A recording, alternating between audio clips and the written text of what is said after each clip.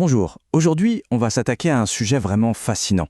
On va parler de prédiction bien sûr, mais surtout on va voir comment on peut savoir à quel point on peut faire confiance à une prédiction. Et ça, c'est tout le pouvoir des processus gaussiens. Imaginez un instant. La plupart des modèles de machine learning, ils donnent une réponse. Et c'est tout. C'est un peu comme un « voilà le résultat, débrouille-toi avec ». Mais si au lieu de ça, le modèle pouvait aussi dire « voilà ma prédiction et je suis sûr à 95%, ça changerait tout, non ? Pour bien visualiser la chose, regardons cette comparaison. À gauche, on a le modèle standard, il voit des points et il trace une ligne. C'est sa meilleure estimation, point final. À droite, c'est le processus gaussien. Il fait la même chose, il trace aussi une ligne, mais regardez bien, il dessine en plus toute une zone d'incertitude autour. C'est la différence fondamentale entre affirmer « il fera 20 degrés » et dire « il fera probablement 20 degrés » et je suis quasi certain que ce sera entre 18 et 22. C'est beaucoup plus nuancé, beaucoup plus utile. Alors, entrons dans le vif du sujet. Qu'est-ce que c'est, au fond, un processus gaussien ? Le sous-titre donne un bon indice. On part d'un univers de possibilités quasiment infinies pour arriver à une probabilité qui, elle, est éclairée par les données. Voyons comment ça marche. En gros, la plupart des modèles cherchent la seule et unique fonction, la ligne parfaite qui explique les données. Un processus gaussien, lui, a une approche, disons, plus humble et beaucoup plus puissante. Il ne cherche pas une seule fonction, il les considère toutes en même temps et il leur assigne une probabilité. C'est un changement total de perspective. Avant qu'on lui montre quoi que ce soit, le modèle est dans un état qu'on appelle a priori. Il faut l'imaginer comme un esprit totalement ouvert. N'importe quelle courbe, n'importe quelle ligne, n'importe quelle fonction est une possibilité. Tout est sur la table. Et puis on lui donne des données. Chaque point qu'on observe agit comme un indice, une preuve. Le modèle met alors à jour ses croyances, c'est ça l'a posteriori. Toutes les fonctions qui ne collent pas avec les données, hop, elles sont mises de côté. Et le champ des possibles se resserre petit à petit autour des explications les plus plausibles. C'est toute la beauté de l'approche bayésienne. Le modèle apprend et ajuste sa vision du monde au fur et à mesure qu'il reçoit des preuves. Bon, maintenant qu'on a une idée de la philosophie derrière, voyons ce qu'on peut en faire concrètement. À quoi ça sert ? Eh bien, ces modèles excellent dans deux grandes missions que l'on connaît bien, la régression et la classification. D'un côté, on a la régression. Là, on cherche à prédire une valeur continue. Pensez au cours d'une action, à une température. Le modèle ne donne pas juste un chiffre, mais une valeur moyenne et cet intervalle de confiance qui nous est si précieux. De l'autre côté, on a la classification. On cherche à coller une étiquette, spam ou pas spam. Le modèle va nous donner la probabilité d'appartenir à chaque catégorie.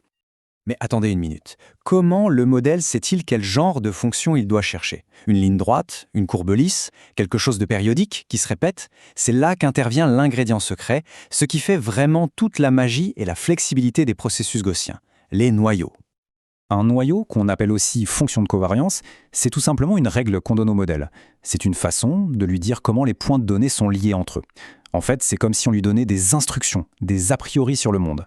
On lui dit « je m'attends à ce que la fonction soit plutôt lisse » ou « attention, je pense qu'il y a un cycle qui se répète ». C'est nous qui donnons sa personnalité au modèle. Alors, l'exemple le plus connu, c'est le noyau RBF. Oublions le nom un peu barbare, l'idée derrière est très simple. Les points qui sont proches les uns des autres dans l'espace devraient avoir des valeurs similaires.